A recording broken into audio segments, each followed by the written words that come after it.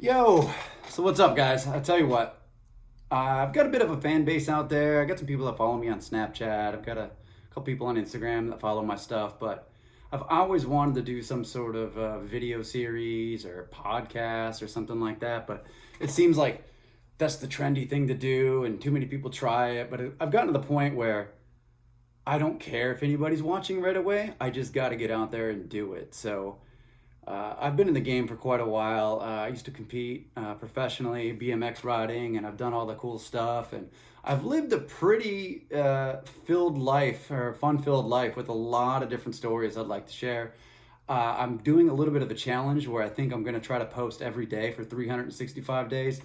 And I guess the whole idea is to find my voice, is to find what I'm good at or what my story is. And I think that's what I'm going to try to do today is share a little bit of my story with you guys. Those of you who do know me, you know that I do a lot of different things. I'm involved with real estate. I'm involved with BMX riding. I teach clinics and stuff with the kids. I MC for Nitro Circus. I flipped a couple of houses. I do all sorts of things. I literally have my fingers in a little bit of everything. But a lot of people don't realize what it is I actually do. I get that question a lot. People are like, so what do you do? And the answer is it really depends who's asking. So the idea behind this series, this post, whatever this turns out to be, is to try to inspire people to get outside their comfort zone and do something that they normally wouldn't do, a little bit different, you know? So today I'm just going to basically go a little bit with my backstory. I'm going to go ahead and talk to you guys about what got me to where I am today. And if you guys want to listen, cool. If not, I don't give a damn. But here I am. I started riding bikes when I was a kid. I was probably middle school when I got my first bike. I remember my mom took me to the bike shop, got a $200 Dyno VFR. I think it was like maybe seventh grade at the time. My neighbor had got me something, or my neighbor had gotten a bike, and I thought it was the coolest thing ever. He got a Dyno Comp. My mom took me to get the Dyno VFR, and we were just two peas in a pod for the first couple of years. I grew up in Minnesota. I don't know if a lot of people know that or not. But so I basically just started riding all of the time, like plenty of riding, like all the time, every day, every night. I became obsessed with it. That was in middle school, and then high school came. Me and my buddies, we kind of built up a little bit of crew at this point, and we were riding every day.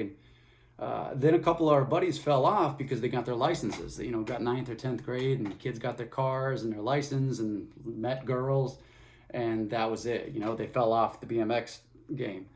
After that, after I got my license and a couple of my hardcore friends did, like that's what catapulted us into really riding a lot. I mean, we got out of our small town, and from there we were able to go to other towns and other places and meet more people, and it kind of snowballed really quick between like 10th grade and my senior year of high school. Like literally all these doors opened up once I got my license and could bring this BMX bike of mine and my passion to other places.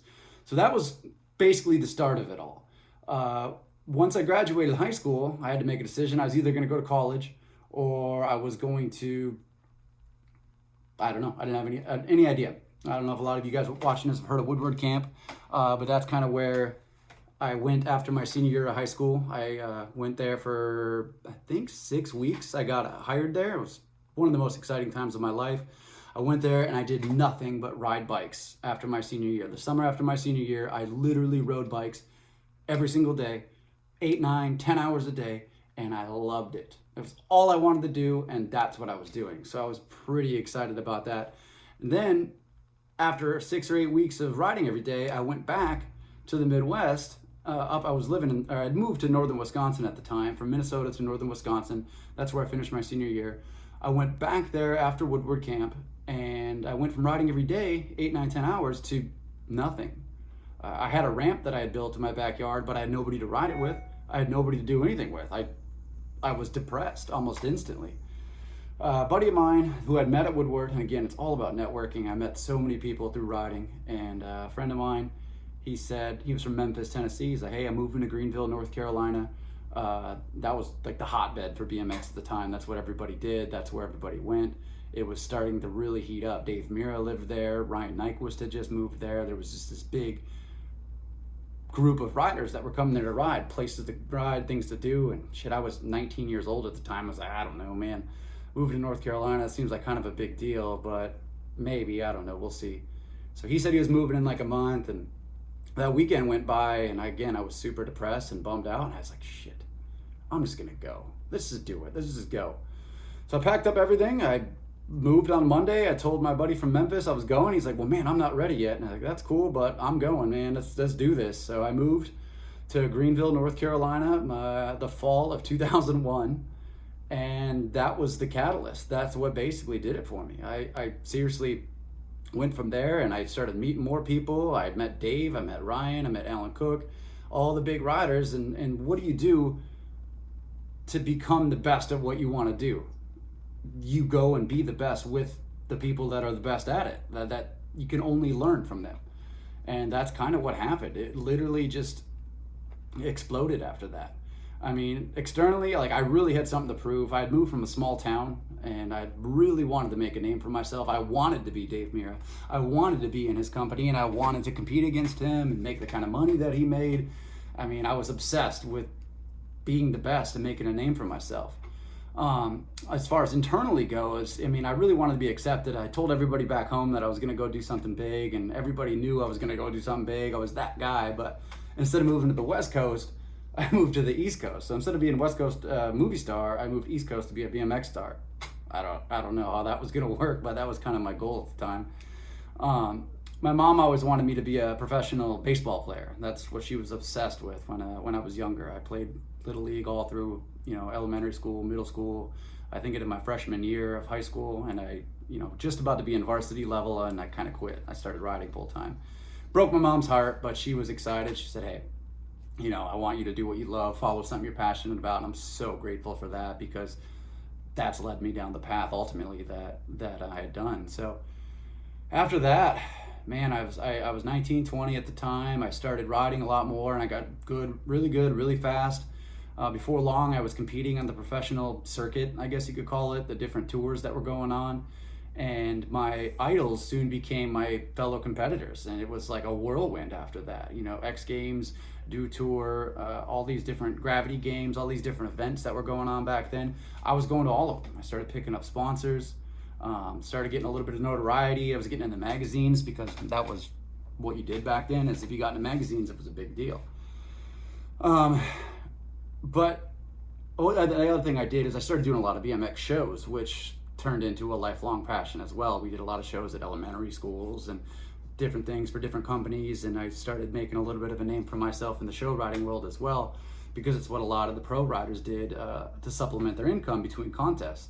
So I started riding a lot of shows, I was riding a lot of contests, and I was having a blast. My early 20s was just good times after good times, and I seriously didn't think it was ever going to end, and I didn't think it ever had to.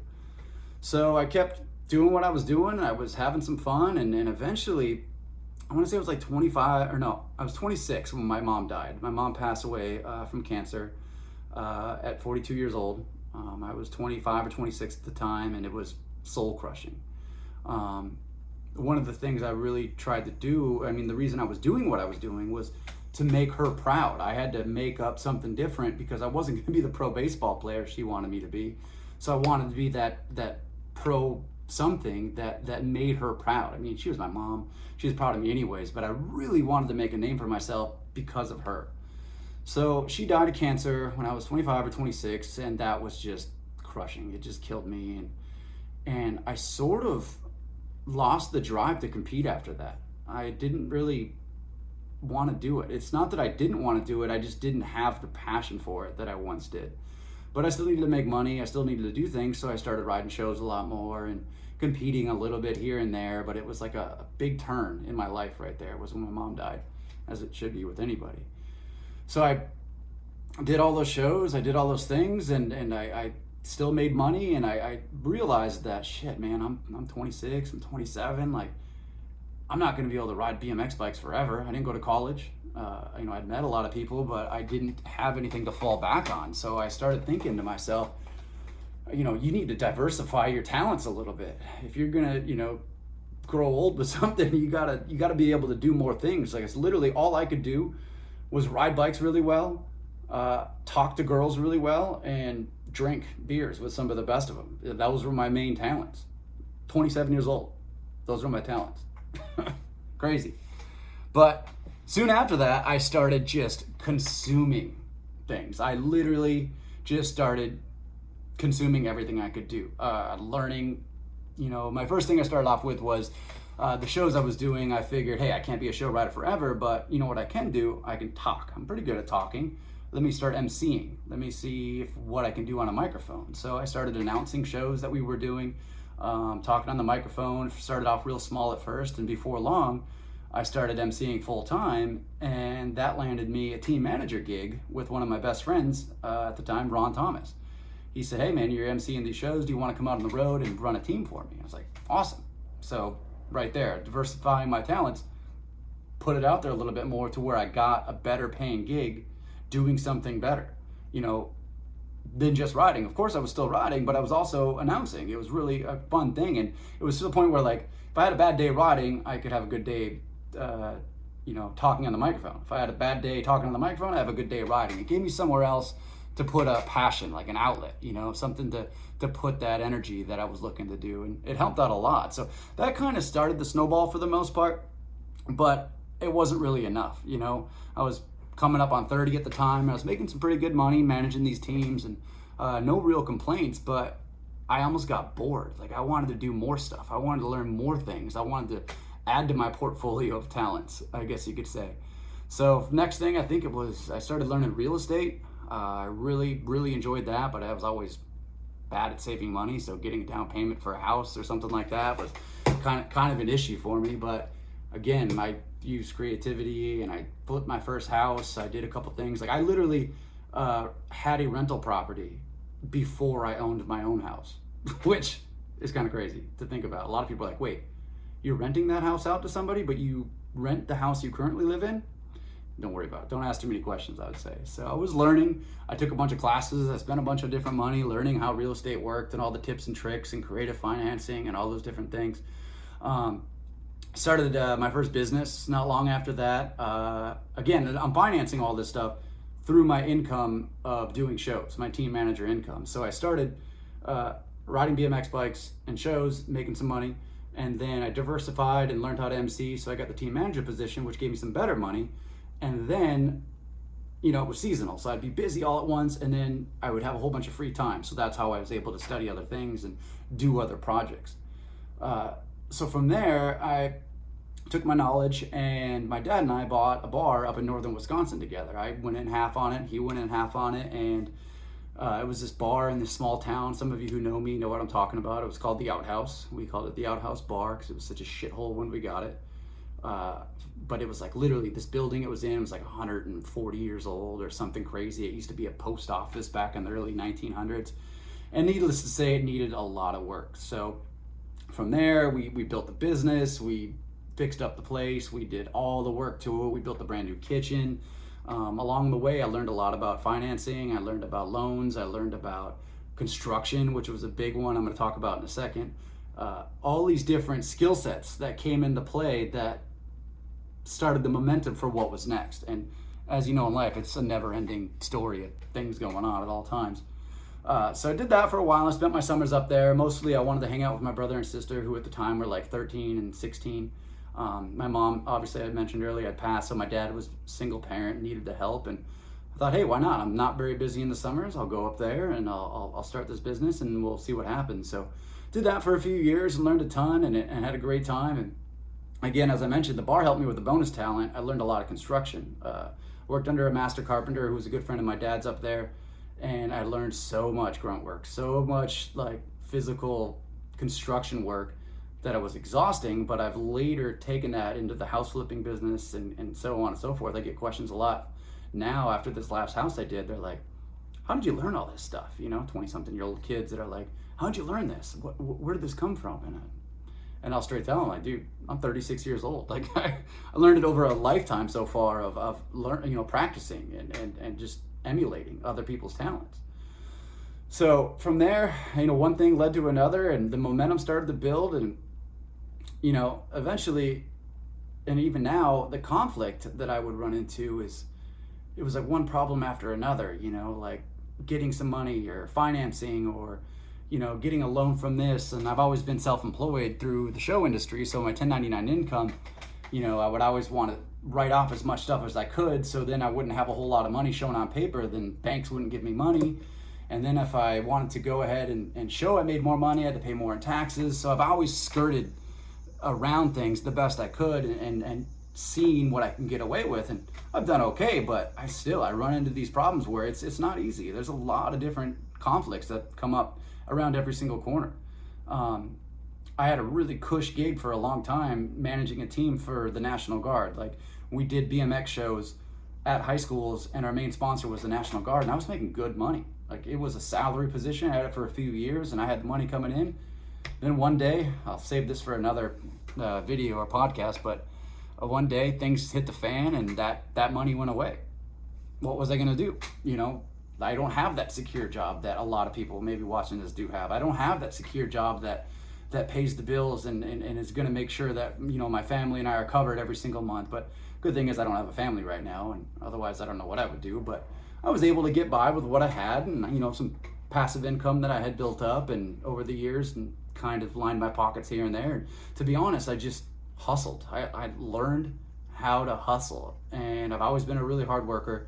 And because of that, I don't think I'll ever be broke. No matter what I do, I'll always be able to make money. Once you learn how to make money, you're set. If you're a hard worker and you know how to make money, you know how to hustle, that's all you need to do. And trust me when I say that, you'll be set. So I don't know, from there, between all the things I did, the diversifying my talents, the talking, the emceeing, the real estate, the construction, I flipped a few houses, I've learned a ton about marketing. You see this picture in the background. It's a company my brother does. It's called Then and Now Art. I do his online marketing for that stuff, which again is another little residual income I've got coming in sometimes. I've got into photography. I've shot that photo back there actually, and then my brother did the artwork behind it. Like I said, I've done those couple of businesses. I competed for a long time at a very high level. I mean, shit, I competed against Dave Mirra. I competed against my idols. I never beat him. Well, actually, I did beat Dave Mirra once, but he fell or something. I wasn't like bar none, like fair or anything. He just fell and I didn't. So I guess I beat him. I don't know, but I MC for Nitro Circus now, the largest action sports company on the planet. I MC for them. Super humbling, one of the best things, the best gigs I've ever had. It's another one of the seasonal things I do. I built a reputation for myself as somebody that people can come to for advice, that people can come and ask like, hey, how do I do this? Or how do you do that? Or how do I do this online thing? Or I'm learning constantly. I really am. And I'm not rich. I'm not super wealthy, but I've learned enough to make sure I can keep going. And because of that, I want to teach other people. It's something that I enjoy doing. I want to help people out. I have this drive to be successful because I want to be able to pass it down to others. Not only the talent, but the money. I want to be able to make a bunch of money so I can help other people accomplish their dreams as well. So, but at the end of the day, on top of learning all that and diversifying as much as I have and learning how to hustle, at the end of the day, my biggest thing that I am most proud of is the internal transformation of getting that internal goal inside of me of making my mom proud. She died when I was 26. I'm 36 now. It was a little over 10 years ago. And I work every single day wanting to make her proud. She's not here to see it, and I'm not a super religious guy, but I like to think she's out there somewhere.